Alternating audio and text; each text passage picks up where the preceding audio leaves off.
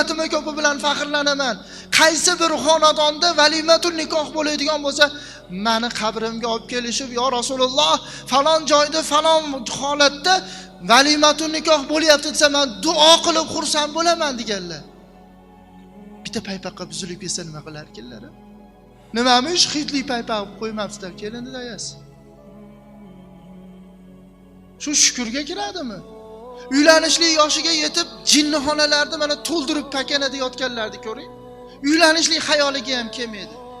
To'ldirib yotishibdi. Yosh hamma yoshda bor-da. Faqat mo yoshga kirganda jinni bo'ladi bas ekanda. Ko'chalarda jinni bo'lib yurganlarni qarang, uylanish Xudoy taolo uni jinni qilmasdan, majruh qilmasdan o'sha yoshga kiribdi. Shukr qilish kerak.